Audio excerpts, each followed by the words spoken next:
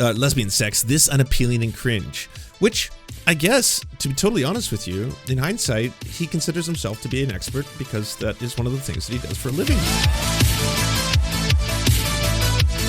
Right, as they become known. And what they're mad about today, apparently they're really mad at John Boyega because he went after white people.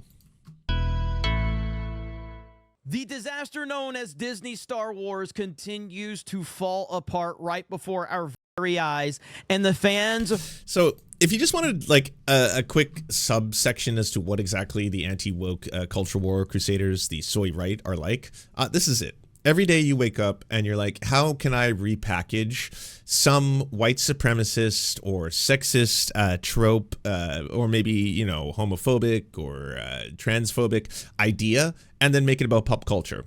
And that's what they do every day. And then they usually just steal off one another. If one person has figured something out before the others have, ooh, they're quick. You know, it's basically like when you drop a little piece of cheese on the ground in Asmongold's room and all the cockroaches just you know, run right towards it. That's basically what you'll get. So one person will say something like right now, they're kind of in a weird spot. They spent an entire year talking about how the new Assassin's Creed game was basically super woke because it had a black samurai, and it's not because they're racist, but because they care about historical accuracy in Assassin's Creed games, which they weren't too mad about the other Assassin's Creed games, again, where you actually have to murder the Pope, but that notwithstanding, they were really mad because Yatsuke, even though he was a historical figure, they claim now to be experts on feudal Japan, and the game is going to completely bomb because they went woke, and if you go woke, you go broke, and then at this point, I believe there's over 3 million players of the game. It's the fastest selling Assassin's Creed game ever.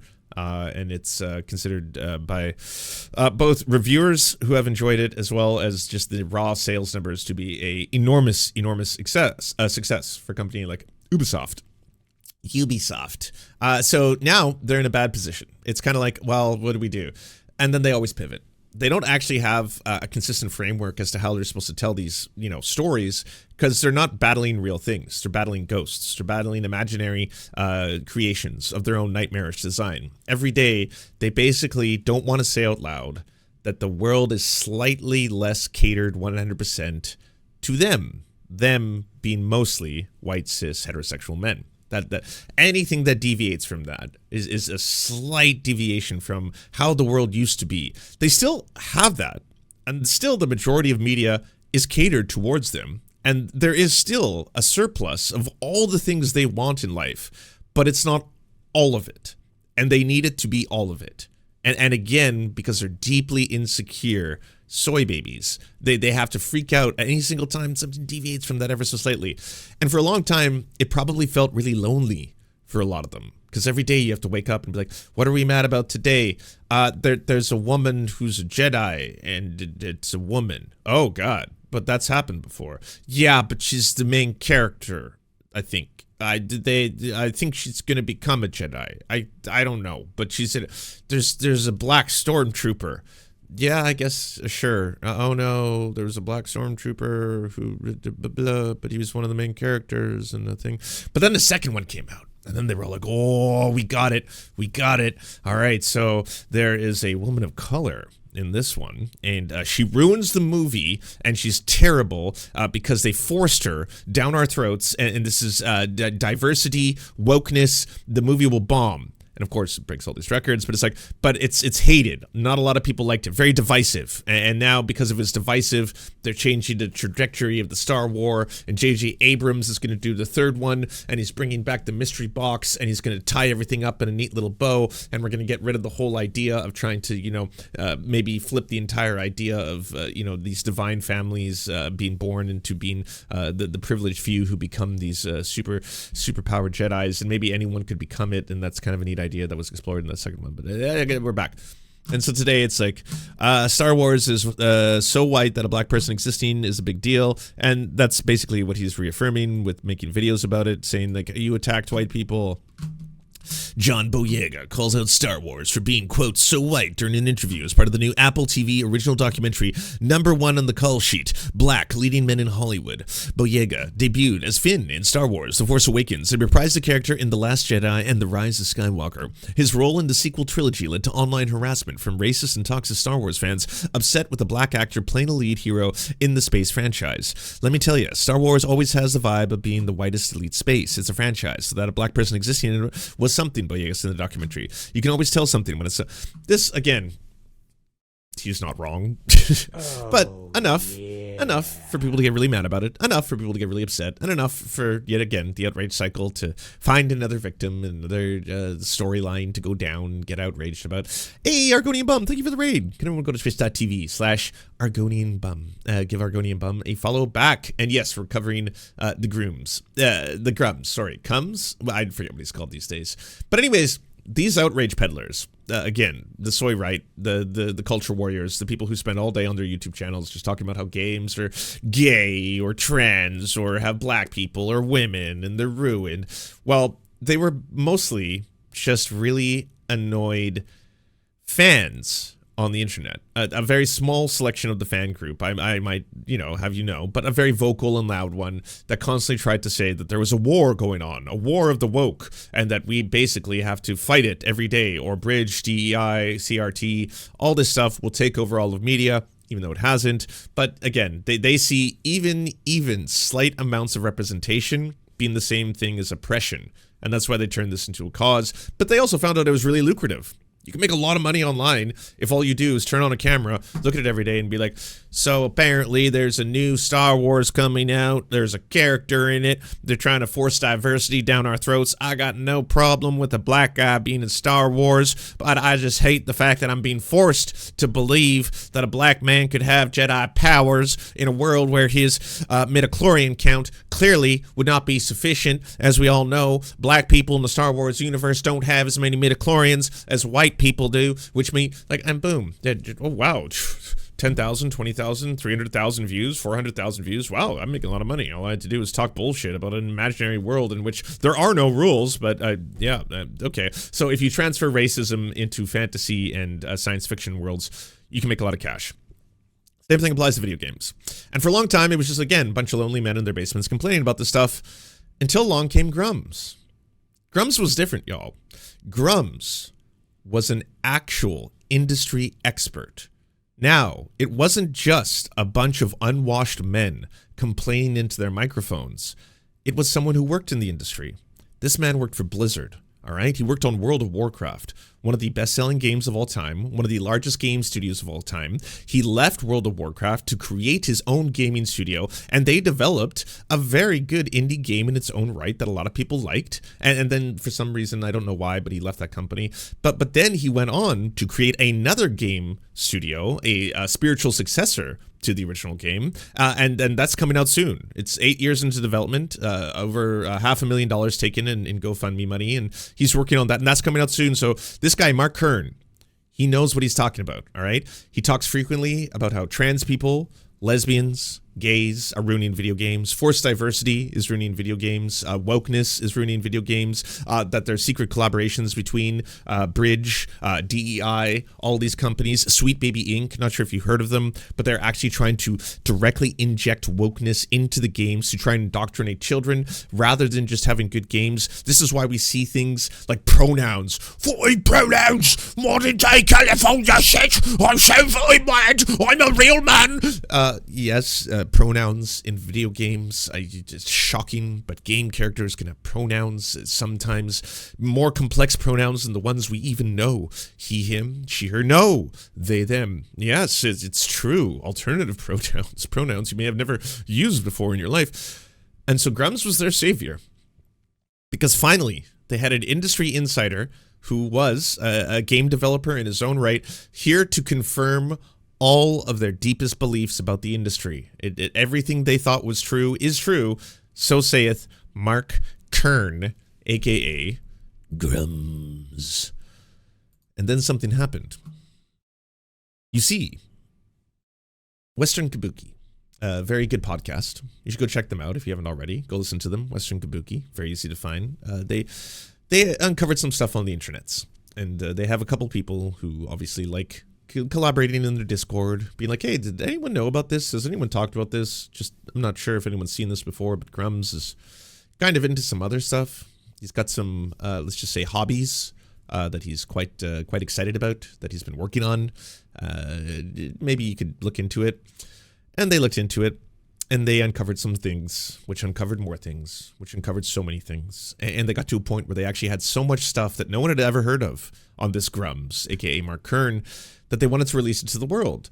Now, they could only really put together and get ready to release about 20% of it, because the rest of it, they don't know if they have stumbled upon quite a bit of illegal activity. And that's where they basically reached out to lawyers to be like, so we found out a lot about this really popular anti-woke crusader on the internet, but we're not sure how much we can release. So we're thinking of maybe releasing some of the funnier things and starting with that 20%. And then for the rest of it, we probably need to find out whether or not we're actually supposed to do our due diligence here and report it to the authorities, kind of thing. And so they put the whole thing together. This was last week. And Juniper of Western Kabuki reached out to Grummz and DM'd him saying, hey, by the way, I'm a journalist. I run a podcast. I had questions I wanted to ask you. I was curious if, you can answer some things. Grummz apparently responded. They had some back and forths, but Grummz eventually became wise to the fact that, Western Kabuki actually was doing an expose on his, let's just say, alternative lifestyle. And Grummz was very deeply concerned about this, and immediately blocked Western Kabuki. Now, at this point, I personally was just so damn curious. So that's when I started reaching out to the Western Kabuki team. I was like, what do y'all got? I'm just so curious. And they were kind enough to show me some of their work. I didn't release it or reveal it. I never would spoil someone else's hard work or give away my sources. That's not how I work. But I was definitely like, oh boy, man, this is quite a saga. I did not do what this is in terms of, the way an arc of a script goes, a twist, to say the very least. So I wrote to Grummz, just replied to one of his posts, just being like, hey, oh, by the way, I don't know how many days you have left as a, right-wing culture warrior grifter, anti-LGBTQ plus hater, but yeah, you've been a very busy bee. I imagine all of that's going to see the light of day. And he blocked me. It was the fastest anyone's ever blocked me, actually. It was just literally under 2 minutes. He's like, block. And so I was like, oh, damn. So Grummz is scared. He's worried about this getting out. But then part of me was also thinking, I bet you Grummz is going to try and do the play that some people do to greater and varying degrees of success, where you get ahead of the story. So say someone's about to leak something about you. Say like if there was a newspaper that had discovered that you, the world's richest man who had a company, were actually hiring employees to fly in your private jets, where you were trying to trade sexual favors for horses on the private jet. And then you were going to release that story. And then you were asking that person for a quote, right? Like, hey, do you have any quotes you want to say? We have the story about where apparently a person was allegedly trying to give you a massage as part of their employment. And then you were trying to get them to have sex with you and jerk you off. When they refused, you tried to trade a horse for that service. Do you have anything to say about that? And then they were like, no comment, but then they get ahead of the story by being like, there are liberal operatives who are going to try and shut me down because of my free speech and anti-woke crusade. And then at that moment, everyone's like, oh, and then the story comes out. And then you're like, whoa, Elon was right. He called it. Oh, sorry, I shouldn't have said Elon. Musk was right. He called it. Elon M. And then when he did that, he was actually predicting that they would try and destroy him with that story of the jerking off for the horses thing. So he, in fact, didn't do that, did he? Oh, he did do that. But he got ahead of it. So you can do that. It's a strategy. You can try and beat the people leaking your story and get ahead of the story. And then you have a little more control left. You can try and craft the narrative. And that's exactly what Grummz did. So this Sunday, Grummz, right before the Western Kabuki episode comes out, right before the drop of the Goonernomicon video, which now has gone obscenely viral. Man, well done. This channel had a couple hundred subs, MLYP, and is now on the first video to nearly 330,000 views. A lot of people were interested in the depths of Grummz depravity. As it turns out, Grummz did a live stream with a channel called Yellow Fash, for fascist, with a bunch of other really popular culture warrior soy right. A lot of them were soying out. And he did the thing where like Grummz gets on the stream and he's like, well, all these woke lefties are trying to cancel me. They're trying to take me down. And that just shows you how effective I am at defeating wokeness, at destroying the woke mind virus, because they have to actually band together. And they've done some illegal stuff here. I've tagged the FBI. I've let the FBI know about the stream, Yellow Fash. And you know what? They've done illegal things. We're going to take them down. They're going to go to jail. I can't believe they did this. But I'm going to reveal to you and the world what I've done so everyone can see it, so that they got nothing. And then, you know, all the other people on there were like, okay, let's hear it. What did they got on you? And then he refused to tell them right away because he wanted to bring more viewers. So then they had to do a whole, okay, let's talk about how Snow White is terrible. They did that. Then let's talk about how Assassin's Creed is terrible. They did that. And so everyone's waiting like a fucking hour long. And I'm just, you know, literally sitting there like, Jesus Christ, just get to the good stuff. Is Grummz going to reveal to the world what Western Kabuki uncovered? And he did. But he did a very different version. He tried to downplay a lot of what actually happened. He tried to sell everyone on a different version of the story, and he tried to hype himself up in the process. So his reveal to the world, if any of you do not know, this is what Grummz says on the stream, that he is a porn king and has been a porn king for a long time. His words. And that he, while working at Blizzard, at the other studio that he founded and got kicked out of, and then eventually the third one, we're not totally sure, was actually producing a prolific amount of pornography. He said he was specifically only doing softcore porn, tasteful, right? I just, you know, I basically found a niche. And I wanted to, back in those days, you didn't know this, but it wasn't like we have porn today where there's all these tube sites and there's all this proliferation of it. I was basically hiring people to produce softcore pornography for me. I made a lot of money. He says that like 6 or 7 times in the stream. I made a lot of money. I made so much money. You have no idea how much money. I was making so much money off this. I'm fucking printing cash doing this. But it was very, very tasteful, softcore porn. You know, I paid my actors very well, and you know, I basically I'd been doing this for some time. This was 20 years ago, long time. 20 years ago, 20 years. You know, a long time ago. They found some stuff about my past. I made some porn back in the day, whatever, but nothing. You know, again, softcore porn, tasteful, all that kind of stuff. And they bought it. His in the live stream, the people who were with him were not aghast. They were not shocked. A lot of them were like, that's it? What? That's all? I thought these people were supposed to be like pro sex worker, and they're trying to come after you for that? What? All you were doing was some pornos? That's softcore porn. Is that even that bad? And then you could tell a couple of the other people in the stream were a little worried. They were definitely like, well, what kind of porn was it, Grummz? I'm just asking because like, well, it wasn't like kid shit, was it? Were you doing lolly or something like that? He's like, no, all adults.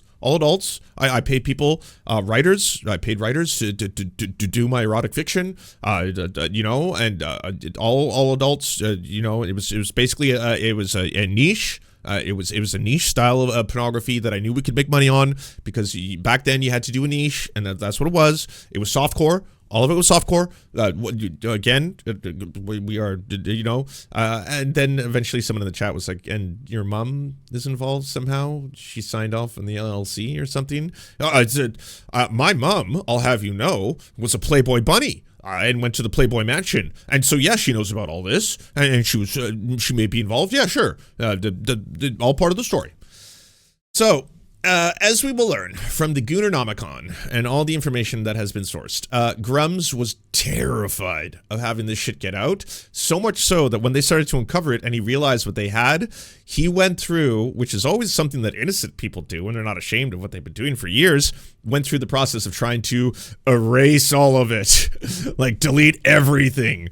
Delete all the websites. Delete the accounts. Delete all the fucking... And the thing is, when you have been a gooner to the degree of what Grummz has been, we're talking someone, okay? And again, keep in mind, this is someone who has been vilifying LGBTQ plus people for ruining video games. I can go through his tweets, but he has a nonstop amount of tweets where he's just constantly doing this. Every game has to be trans or gay or bi or have lesbians in it. Fucking lesbians are ruining video games.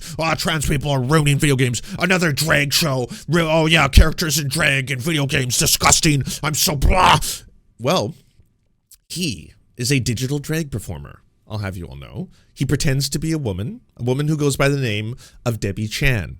While he pretends to be a woman, he writes erotic fiction as a woman and then tries to sell that to people. Now, you might say that's a little catfishy because there are people who might get aroused at the idea of a woman writing sexual erotica, and then that's what they want to buy. And it's like, I want to see a woman writing stuff, and that's hot to me because it's coming from the mind of a woman, not the mind of an old man. And so that's why I like Debbie Chan, because it's a lesbian, and it's a lesbian who writes this erotic BDSM hardcore forced milking fetish porn, and it's coming out of the mind of a woman. That is basically why I buy this stuff. But oh no, it turns out Debbie Chan was in fact Mark Kern. And Mark Kern was in fact obsessed with lesbians. Lesbians fighting each other. Lesbians forcibly milking each other. Yes, we're talking hardcore hentai, erotica, and filmed materials by a one Grummz.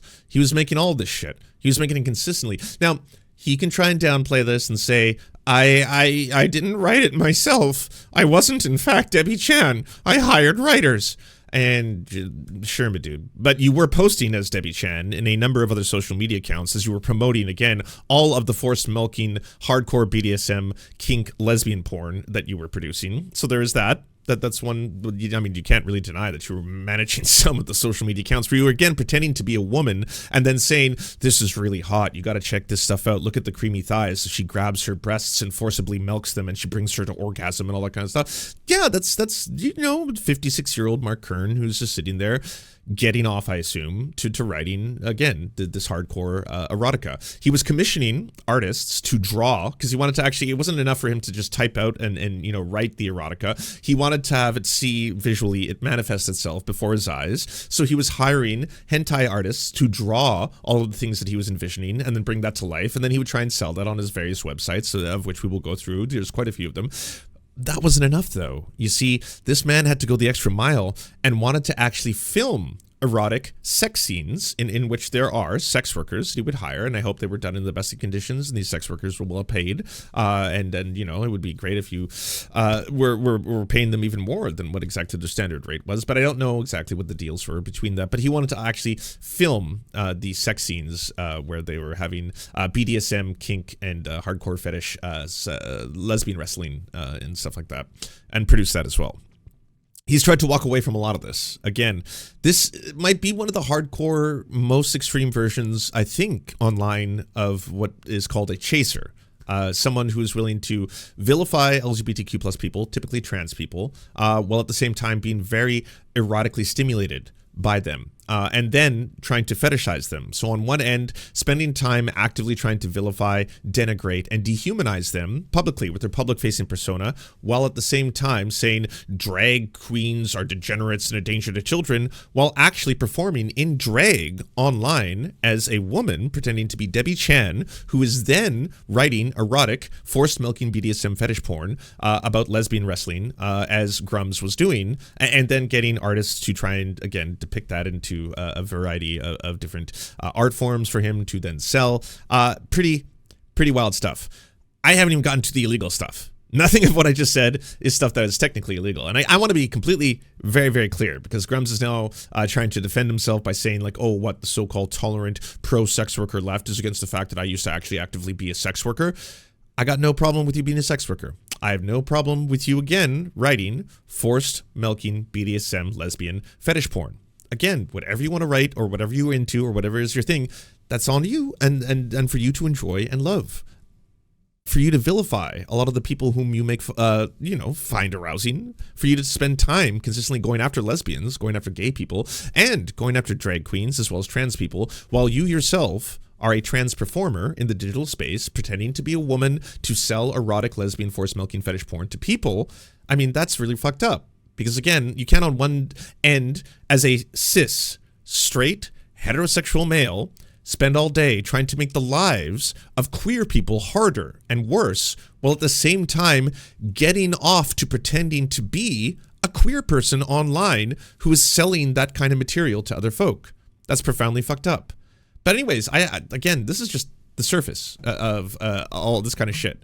And he's also trying right now, really, really poorly, to say that this is all part of an effort to take him down because he's got delusions of grandeur, because he happens to be the greatest enemy of the woke. He's the anti-woke super soldier.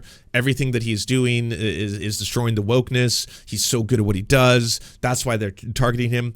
And honestly, I will tell you this, as someone who covers a lot of the soy right, I was just covering Grummz a lot at first because it was so funny.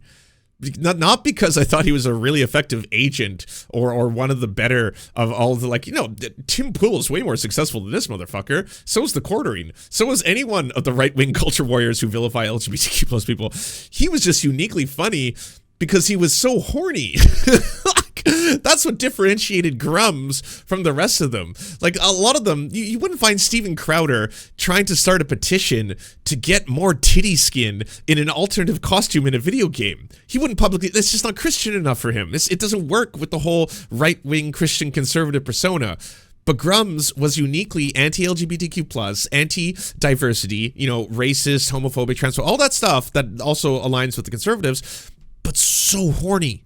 So unbelievably, unabashedly fucking just to his core, a horn goonification. Like, this man, he actually started a petition where other grown men would sign up to make sure that they got an alternative costume in Stellar Blade to reveal more titty skin as they feel they are owed as men. That was his cross to bear, and it was funny. It was darling. It was the reason I coined the entire new saga of Gamergate, Goonergate. That was me.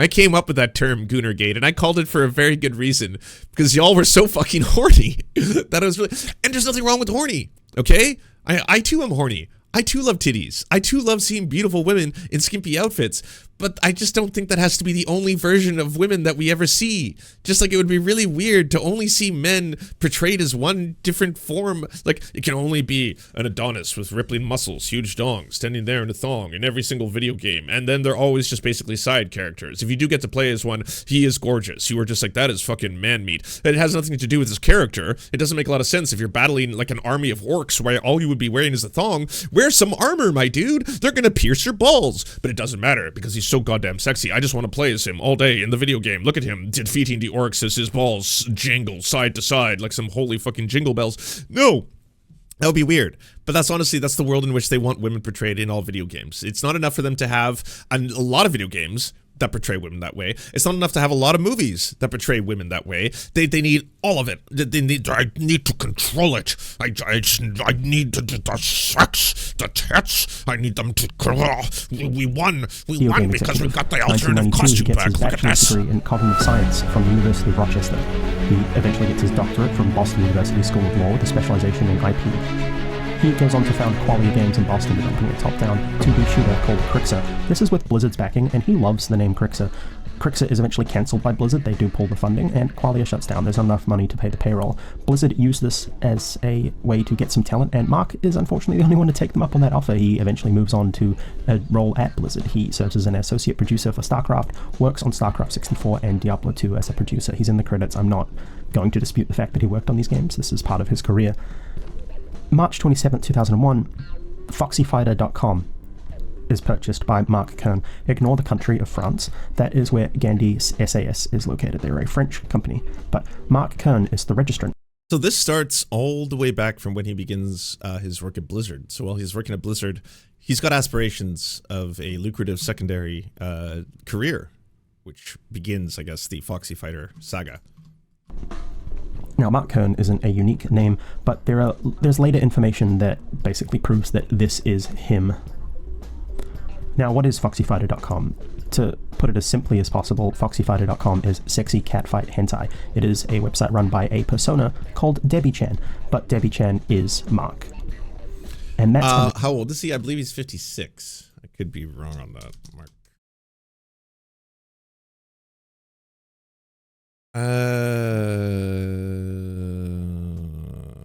Yes, 56 years old. Selling it. He has, over the course of 20 plus years, collected a variety of live-action catfights, drawn hentai catfights, quite a bit of like run-of-the-mill porn. However, there are multiple stories where his persona, Debbie, violently sexually abuses women. It's been scrubbed at this point. As soon as Grummz got a sniff that people were investigating this, he ripped down as much as he could. Unfortunately, we archived most of it. The email addresses that we found share passwords. When searching a pwn database, which is a database of dumped passwords and email addresses, we found a Foxy Fighter email sharing the same password as Mark Kern's email. Fascinating, huh? We also found this one. He's been blocking anyone who brings this up. This is one of the things that he didn't want people to know, I think. But yeah, he was using the account name pretty_little_girl_16. And the email pretty_little_girl_16 to register some of these websites so he could pretend to be Debbie Chan, again, the erotic author of force milking BDSM lesbian porn. Out there. Moving on. July 21st, 2001 is the earliest capture of foxyfighters.com. On February 28th, 2002, Debbie wins second place in the third Seeking Femfights story competition. So that's something else to say, is that not only was this like a hobby, but a passion, right? Like, you know, Debbie Chan, aka Mark Kern, went through the trouble of writing, erotic fiction, doing drag as a woman in this case, digital drag, to pretending to be a woman, to write, this particular erotic fiction, which was then entered into a competition for Femfights story competition, and won third place. Actively making this stuff. And on March 24th, 2003, we get RussianCatfights.com. This is another site owned by Mark. He confirms it on a Twitter post. March 22nd, 2004, we get an archive of Latina catfights. This is also owned by Mark. Right. So he actually ended up registering a lot of different domains, and then eventually it wasn't just enough to have the Foxy fights, I suppose. He wanted to have, different ethnicities engaged in the fights themselves. In 2004, access to Foxy Fighter goes for about $10 a month. Posts are stories and drawn artwork.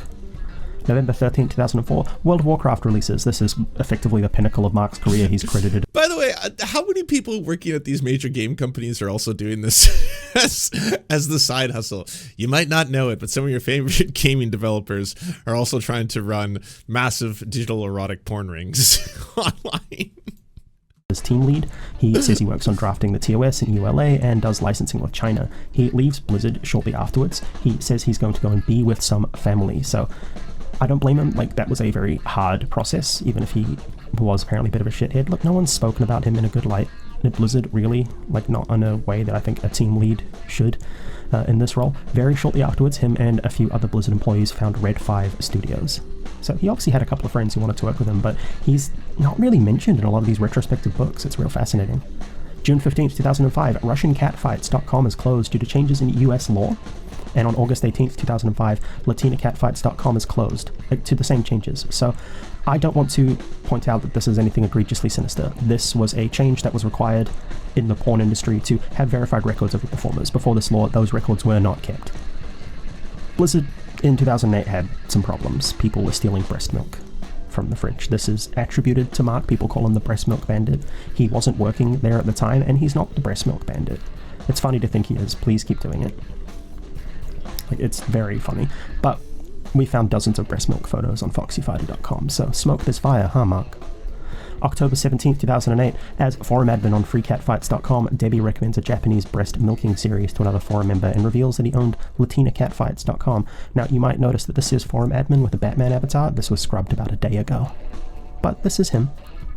April 20th. What's also important, by the way, because I know one of his defenses in all of this has been like, this was like 20 years ago. What, you're going to say that 20 years ago that I was making some pornos and that, like, you're going to come after me for that? Like, again, long time ago. It's like, no. Oh, sorry. Some of these accounts you are now deleting today. As in now you're trying to get rid of all of it and take it off the internet.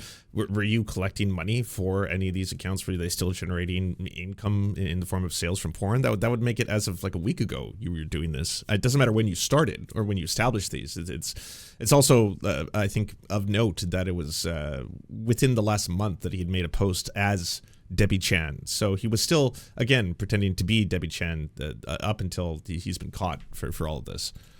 3rd, 2009, Red 5 lays off 30 people. Reports of a studio purchase emerge. March 10th, 2010, that studio purchase comes through. A company called The Nine announces acquisition of Red 5 Studios, and Grummz becomes CEO. May 19, 2010, Grummz buys a Leica S2 and a 70mm lens from OC Camera. Now, I bring this up because we match metadata from some of the live-action photos on Foxy Fighter to this exact camera and lens types that we know he owns. September 3rd, 2010, Red... So this is where things start to become pretty fucked up. Because, again, so this company, Red 5, that he originally found, and he gets kicked out of this company because, again, he was wasting their money on things like the sperm bus and other stuff like that. But Red 5 Studios, which is an independent gaming studio that eventually does make Firefall, which is a game that does have a fan base and is well received by some people, is another one of the credits that he uses to try and sell himself as not only an established game developer, because he's I've worked for major AAA gaming companies like Blizzard. I was on the team of Blizzard while they were working on World of Warcraft, so that gives him, again, some credentials. But then he founded Red 5 Studios, which ended up producing Firefall. Now, the thing that is a little sussy-wussy and becomes extremely sus is the fact that the exact cameras that have been used by Grummz to, again, film his lesbian BDSM wrestling hardcore pornography apparently are the exact cameras that the company itself buys. Now, that doesn't, it's not a smoking gun. It doesn't mean one-to-one that he, in fact, had bought those cameras and then used those cameras to film his porn, cameras that, again, were being bought by the company. But it would be very difficult at that time, by the way, to just have cameras like this that you bought and then use them for your porn outside of your access to the cameras, because these cameras are very expensive. We're talking like $50,000 sometimes for one of them. That's for, that's more of the like the home studio versions, but they scale up in terms of their cost. So it does seem very, very likely that he's in fact using this very same video cameras that he had bought, or his company had bought, Red 5 Studios, to film his pornography. 5 announces Firefall at PAX. September 20th, 2011, he goes and advertises foxyfighter.com and freecatfights.com on r/comics, which probably not the best place to do it, but doesn't even get a single piece of engagement. That's kind of sad.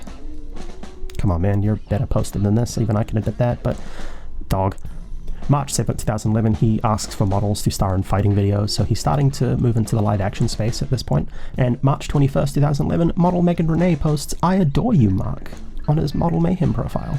And that's his Model Mayhem profile, Studio Foxy Fighter. And I should also add that this is all really expensive. Like, it's not as if you can just wake up one day and be like, you know what, I want to be the porn person. I want to make the pornos. I'm going to make a lot of pornos now. And be like, okay, how much money do you have? Because, I mean, not just for the money that's going to be spent on lighting, on equipment, on perhaps a studio rental to film it, you're also going to have to pay your actors. And sex workers starring in these pornographies are going to be very expensive as well. And if you're doing all of this as just basically a passion project on the side, I mean, I think it's not a stretch to imagine that maybe some of the money that was going into otherwise game development might be going in towards fueling a dream of yours. You see that little boxing glove image up the top right next to his profile? That one is an exact match to a camera lens I know he owns and a camera that he owns. Just a thought. October 5th, 2011, an IGN interview mentions Firefall will release soon. And he goes on to film a video of Randy Moore and Kimberly Jane. In January 18th, 2012, Red 5 skips E3 to protest SOPA. Mark is really big on hating SOPA, and he skips it and donates 50 grand, which was their E3 fund, to found the League for Gamers instead. League for Gamers is ostensibly a non-profit founded by Mark Kern. They style themselves as an advocacy group for video games, consumer-centric versus industry-focused. They represent the gamer.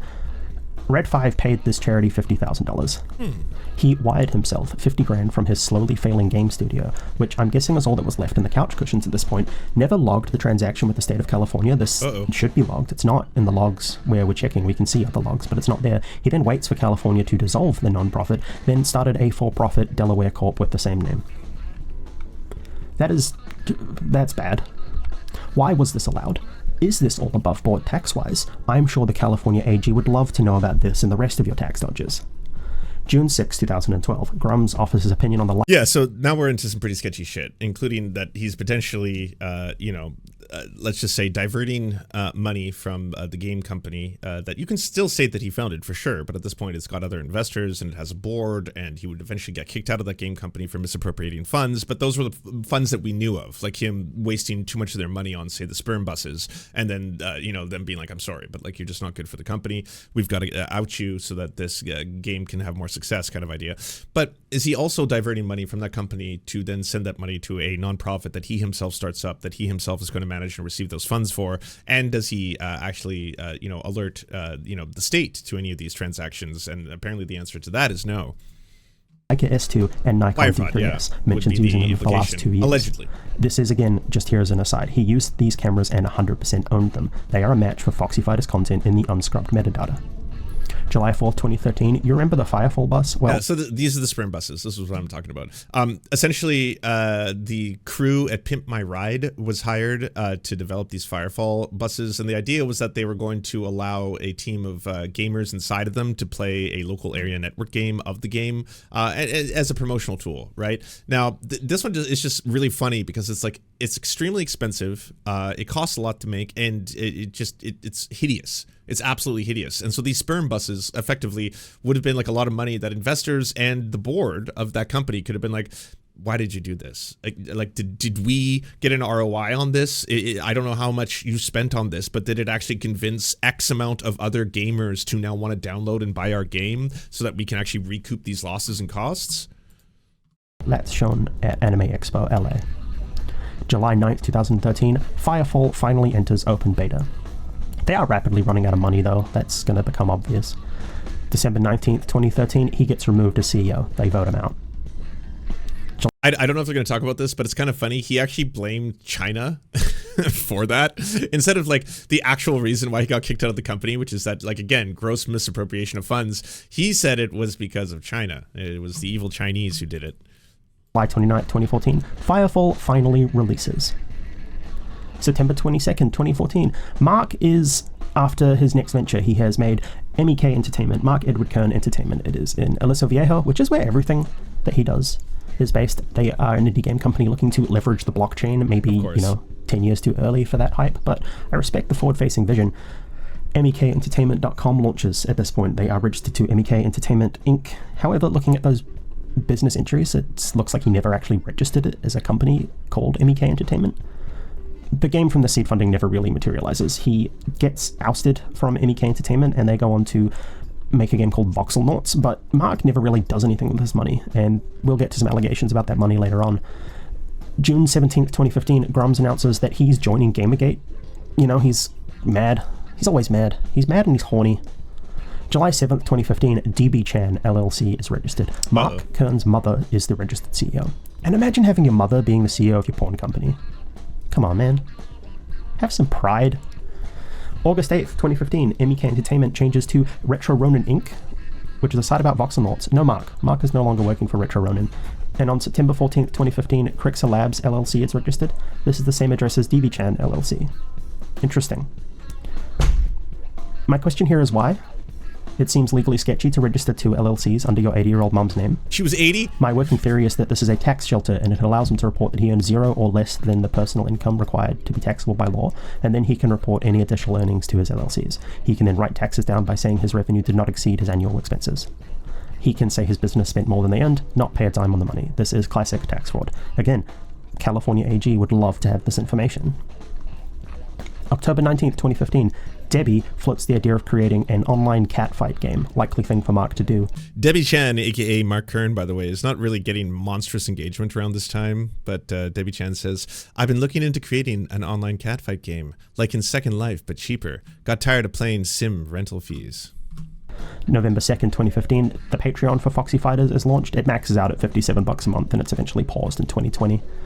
November 16th, 2015, Cameroon Wildebeest is a prolific... Okay, well, sorry, then that means he's not really making a ton of money from this. I get that he's very passionate about this, the force milking lesbian BDSM wrestling, but in terms of he's generating tons, that was his claim, that I was a porn king, I made so much money off this is why I did it. It was money, all right? And I'm a genius and I made so much money from this. It seems more like you're bleeding cash to make this possible. Right? This again, and I understand that happens to be where your heart is, and this is really what you want to really be more involved with, and not something you can do publicly, but you're doing everything you can to try and make the pieces work, and just to make sure you can actually participate in this part of, this is your art, your calling. But it may be something that, again, is affecting the rest of your other business ventures. working in the catfight scene. They've passed away. His hard drive is too damaged to recover, and a terabyte of catfight art is lost forever.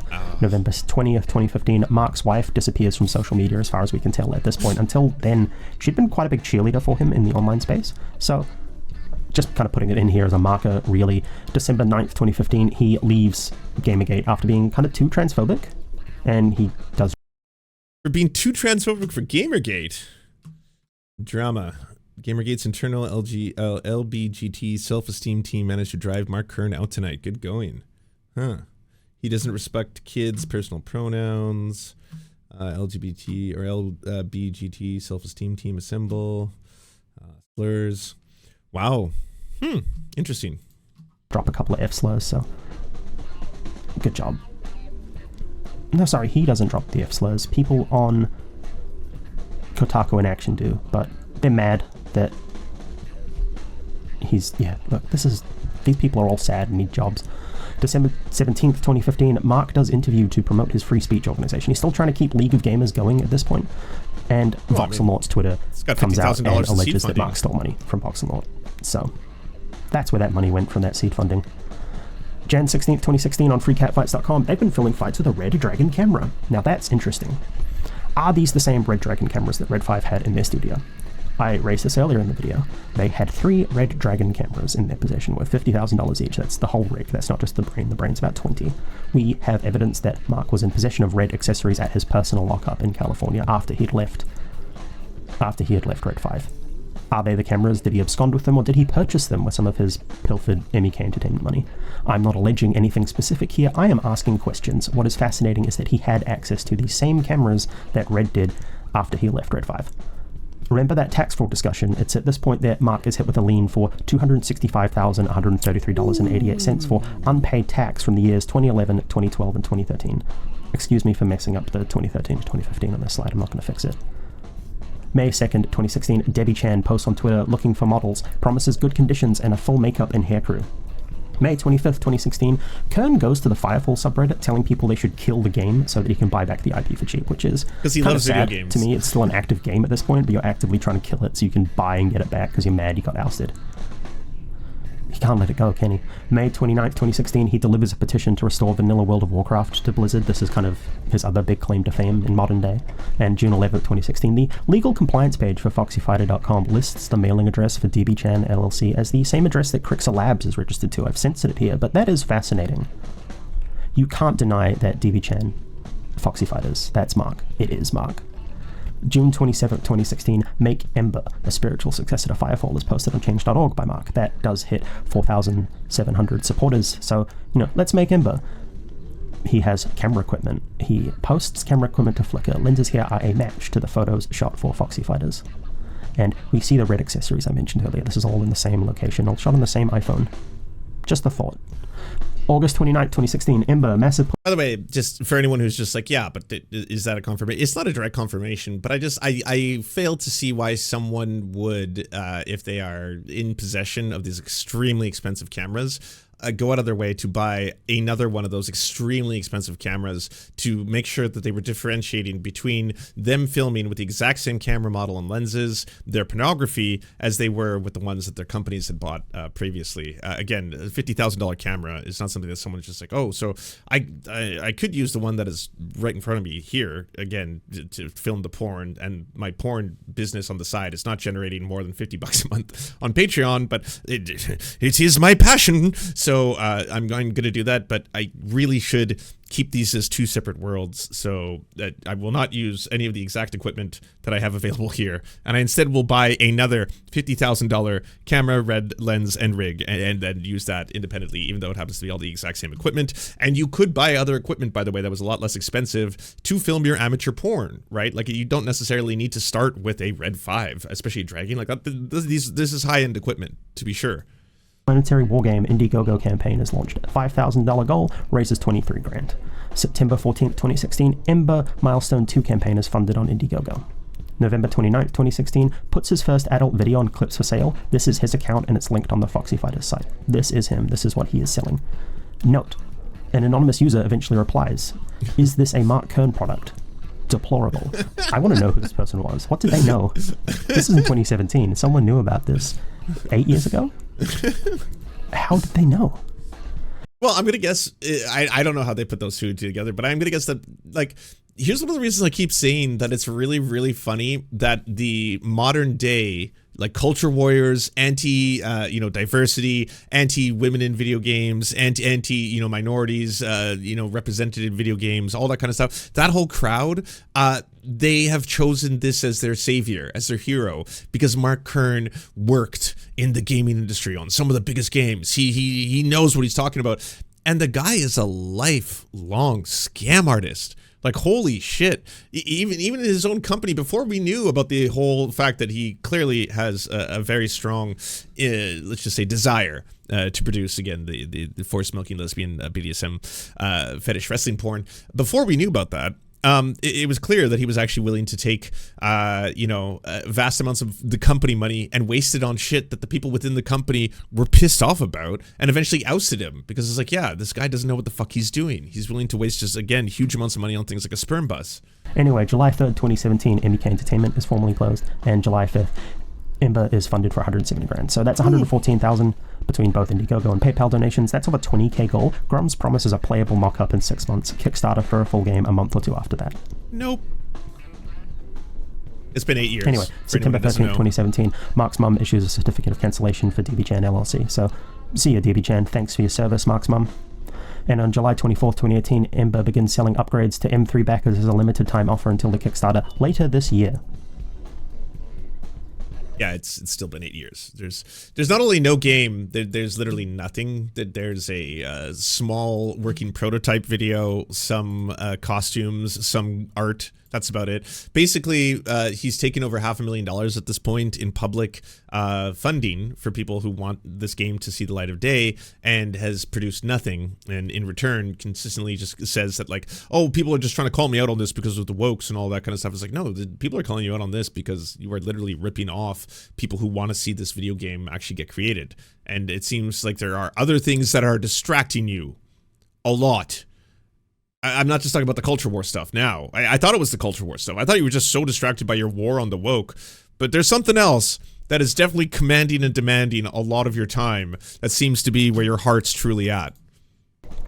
May 20th, 2018, a child support motion is filed by the state of California. Mark and his wife had been separated for a while. He had referred to her as his ex-wife in the Ember Discord, but they had reconciled at this point, according to another Twitter post from him, but this is obvious proof that they did separate at one point. And do you think the reason she left is because she found out about the adult entertainment gig, or maybe she found out about the tax fraud?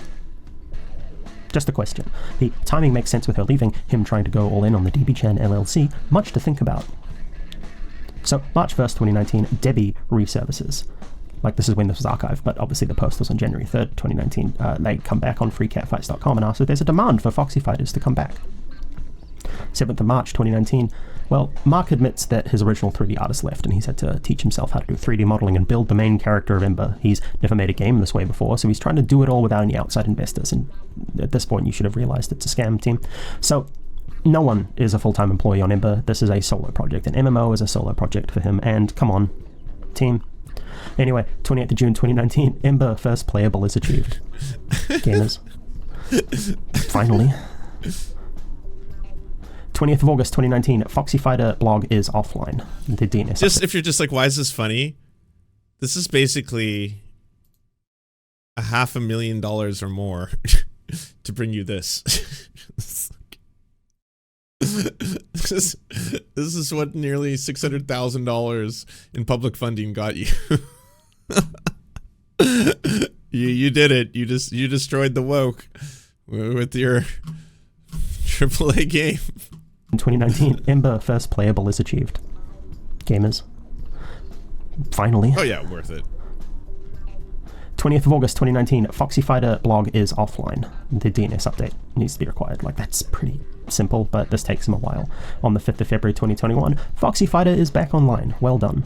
Oh, by the way, that also goes to show that for him saying that this happened 20 years ago and you got nothing on me, no, you went through the trouble of getting your Foxy Fighters webpage back online in 2021. So... Grummz is kind of wanking around at this point. He claims that he's not working on the game due to family reasons, but he's still just kind of shitposting on Twitter. And on 2nd of August 2021, Debbie releases a story called The Date. So while he's meant to be working on his crowdfunded game, he's actually just written adult literature on the crowdfunder's dime. And this is... Which is also pretty shitty, right? Because, like, you could say that this isn't money being funneled from his game, Ember 8, into his, obsession with writing, again, the force-milking lesbian fetish porn, but that is what he's actually working on, right? Like that is something in which you can see there was an actual production. He spent time to sit down to write this latest story called The Date, and then went through the trouble of getting that out there. Meanwhile, I mean, are you paying your rent based on the hundreds of thousands of dollars that went into Ember 8? That is a lot of money, though, over $500,000 that has gone into the production of this. If you are working on your erotic, porn, while at the same time you're supposed to be working on the game, and you're using money from the game to pay your bills, you could make an argument that those people are effectively funding his fetish porn. Where that like violent sexual fantasy stuff comes in. 1st of December 2021, the Foxy Fighter URL lapses, a domain squatter grabs it for a hot minute. And 2022-2023, Grummz continues to radicalize himself on Twitter.com. The rate of his posting rapidly increases as he tries to make himself one of the big culture warriors, and he's deleted a lot of that stuff now. A lot of his tweets aren't in existence back past 2023, but his rate of tweeting has done nothing but increase even since then. I think he still has quite a bit of it up, though. So, I mean, like I'm sure you all know, Twitter has a search function. So if you search for the word, say, trans, and then look up at Grummz, I'm going to use the search function right here so we can show you some examples. Here's Grummz, again, being at the front line of the culture wars. He's blocked me, by the way. Lol, they trans, and yeah, because of course they did.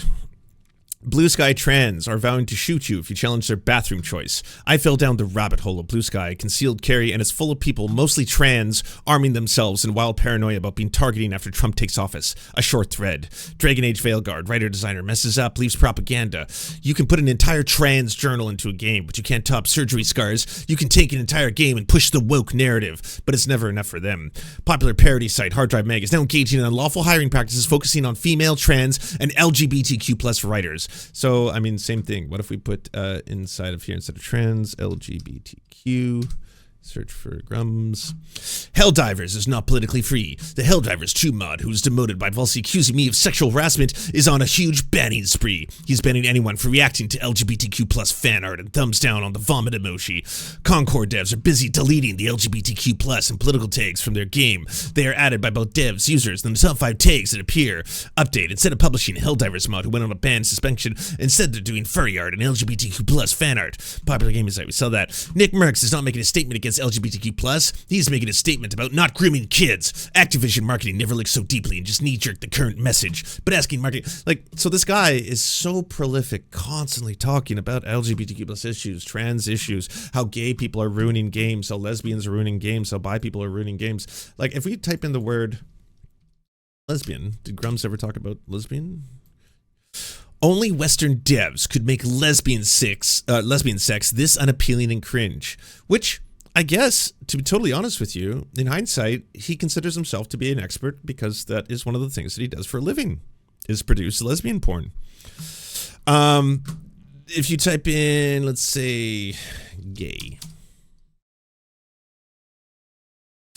Ubisoft slammed Go on every DEI checkbox on Assassin's Creed Shadows and forced it into the game. POC, gay, non-binary, body positivity. Why did Assassin's Creed feel compelled to include a gay? Remember, they also made Yatsuke gay. That's gay. The original Kingdom Come has gay characters. So while he is on one end, spending his days not developing the video game that he has collected hundreds of thousands of dollars from people to make, when he is not writing erotic fiction, he is, again, going after LGBTQ+ people, going after gay people, going after lesbians, going after trans people, effectively trying to weaponize their dehumanization and their vilification for clicks, and doing that to be able to, again, be a part of the culture wars, be a part of what he considers to be, and other people will quote tweet him and talk to him like he's an expert.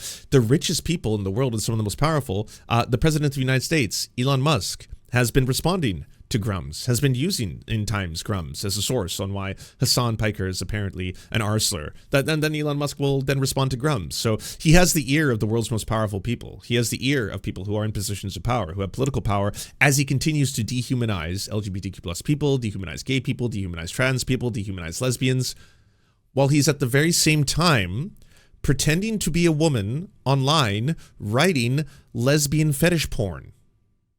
Again, you can't make this shit up, but this is the reality of the people who hate the most. Some of the strongest haters are also the biggest gooners / chasers, because they themselves are clearly sexually obsessed with LGBTQ plus people. So much so, like, he goes the extra distance. I gotta be honest with you. Not every single person who hates this much is actually trying to run a porn ring where they're LARPing as a woman, actually, fabricating all this erotic lesbian porn. He's clearly taking it the extra distance, right? He's commissioning people at the expense of, again, anyone who might be hopefully like wishing that he's working on a video game. He's spending money to commission all this hentai art where he's getting his own erotica drawn so he can actually see what it looks like visually. So then I'm assuming he can then, use it to pleasure himself. And then he's also using equipment, which, again, allegedly, but it could be very well that he's using the equipment from the companies that are supposed to be equipment used to produce videos for these video games to film hardcore porn in these, locations of his choosing, and then release that.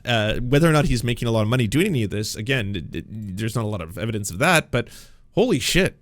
I mean, my man's has been busy. Well, maybe allegedly actively doing a lot of tax fraud too. For Jan 2024, Debbie makes her last login on freecatfights.com. God bless. Foxy Fighter URL, still squatted. 26th of March 2024, Grummz tweets, "Bring back Rumble Roses." This is relevant because that's also Debbie's favorite game. Aww. 25th of March 2025, we are made aware of the Foxy Fighters connection, and at this point, archival attempts begin. Twitter user Juniper makes contact with Grummz for an interview request. He says yes. He is drunk at the time. He is drunk posting through it because he's mad that he got ratioed by Assassin's Creed. And when he wakes up the next day, Grummz blocks the hosts of Western Kabuki and begins to delete his past history as Foxy Fighting and Debbie Chan. It's Jova. Never been more Jova. So now what? This wasn't hard to find. We have archived all of it, so I'm going to be very careful with how I phrase the next things. The rest of it's all just been questions and statements of fact. Most of the previous portion, pure fact record. Mark Kern is the owner of Foxy Fighters and has a pattern of consistently ignoring his day job to focus on it. He has a history of mismanaging money. He has potentially committed tax fraud that the California AG will be very interested in. He has consistently lied about progress on his games and has failed to make anything commercially successful since he was a team lead at Blizzard. It is my opinion that these games at Blizzard succeeded despite him rather than because of him. Yeah. He does not know how to code, he does not know how to texture models, his animations are based on 2 keyframes with 3 other frames of animation. He will always have an excuse for his failure after failure after failure. This man is sad. If you keep funding him or supporting him, you are willingly throwing your weight behind someone who has deceived and defrauded thousands of people while trying to position himself as a savior of gaming. There are people in the Ember Discord who have said they are afraid they are going to die before the game comes out. This is all for the purposes of lining his pocket and making some really bad pornographic material. And I feel sad for the guys that are about to die. They are just desperate to play this game. They want to play something that reminds them of when life was better, and he just ignores them. His only goal right now is to get engagement from Elon Musk. He is deep-throating that man so hard that his throat is going to recognize the veins. That's his life now. He's not making a game. He keeps saying a Kickstarter is coming, this is a great year for Ember. It's not. He does not know how to make a game. His one hope is that Daddy Elon notices him and throws a few $1 million at him to hire people who actually know how to make a game. This man is a failed dev, a failed pornographer, a failed husband with a fragile mind, a fragile ego, and a fragile life. I love how this is part 1. Yeah, because again, Western Kabuki has pretty much said that they only are releasing at this point 20% of what they found, essentially waiting for their lawyers to, I guess, let them know about what else they can release. All of this was publicly available information as well, to my best understanding of how they discovered it. And again, these are websites and companies that are registered under his, in the case of his porn websites, his 80-year-old mother's name. I don't know whether or not she was aware that he was doing this under her name. I assume she would have been, but yeah, so they're basically running a porn ring together, and effectively, while he is on one end, the front-facing Mark Kern, the anti-LGBTQ plus crusader who's trying to destroy the wokeness, on the other end, he is Debbie Chan, a woman online who's writing force-milking erotic lesbian wrestling BDSM footage. Well, no, he's writing the erotica. He's also getting commissioned drawings, as well as animation and stuff, and then he's also filming hardcore sex scenes with actors to again produce this line of content. There's nothing wrong with being a lesbian. There's nothing wrong with wanting to make porn. There's nothing wrong with having a kink, and there's nothing wrong with having a fetish and wanting to explore that and also turn that into a business. Nothing wrong with all of that. There's a lot wrong with doing that while you on the other end are vilifying all of the things that you seem to find highly, highly stimulating. You can't on one end be talking about how games are ruined if they have lesbians or gay people or trans and drag performances are destroying the society and the fabric and all this kind of stuff, and it's forced diversity and wokeness and those kind of things. Not to mention be supremely upset and racist whenever a video game has a non-white character, not to mention a non-white woman, while you yourself are trying to do specific, fetishized ethnic porn of Latina foxy fights featuring, again, lesbian wrestlers being forced to milk one another and bring themselves to orgasm as part of the BDSM fetish that you're trying to enact and sell to other human beings. It's pretty wild. The tax fraud stuff could be really bad. We'll see how that goes. The misappropriation of equipment used for these gaming companies to, again, film the hardcore pornography, not something that I think the game developers, the companies, or, backers who are doing independent backing of his other companies would want to be associated with. That's also very fucked up. The idea that he has, for the past 8 years, been working on this game, Ember 8, and produced nothing, and in that time, taken over $500,000 in money, seed funding from independent donors to make a game that he has not developed while he is actively working and writing pornography. The last documented porn that he made, I think, was just from a couple of years ago. So this wasn't a 20-year-old thing. This was something that he was doing as of a couple of years ago. And now, as soon as they discovered any of it, he tried to erase it all, tried to delete everything, which is not normally something that someone is doing when they're completely confident and proud of their life's work. It's something that someone does when they're like, oh my God, oh shit. The housing market is not broken. It's working as designed. It's designed to benefit the super rich and investors and make the rest of us pay the price. It's designed to jack up our rents and make homelessness skyrocket. Vancouver doesn't have to be this way.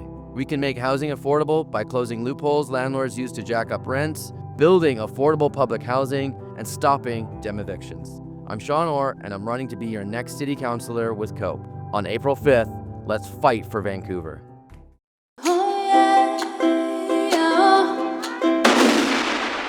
Don't let this happen to you. Go to serfscoffee.com to order the only end-to-end owned indigenous coffee company that delivers blood-free, conflict-free, and cruelty-free beans right to your door. 0% of people who drink serfscoffee.com have exploded spontaneously. By ordering right now, you get 10% off plus free shipping, and it's the best way to enjoy delicious coffee while not exploding. That's serfscoffee.com, serfscoffee.com.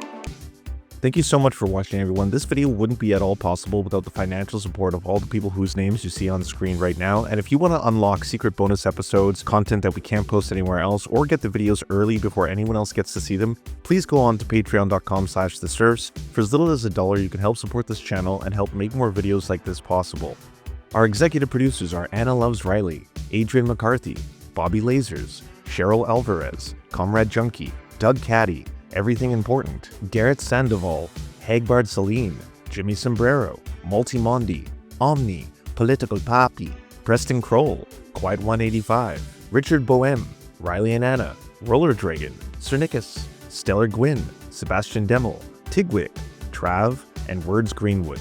And also, it wouldn't be possible without all the names you see on the screen right now. Again, if you want to help produce this content, it's only made possible through the funding of our patrons.